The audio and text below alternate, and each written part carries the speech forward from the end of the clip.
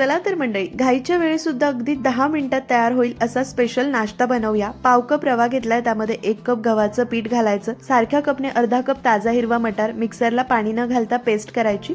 Paste करत असताना मध्ये मध्ये मिक्स करायचं म्हणजे छान पेस्ट होते। ही पेस्ट गहू पीठ आणि रव्यावर काढायची, त्यामध्ये कोथिंबीर, चवीनुसार मीठ, हळद, धनेपूड, लाल तिखट घालायचं, थोडासा ओवा असा हाताने चुरून घालायचा।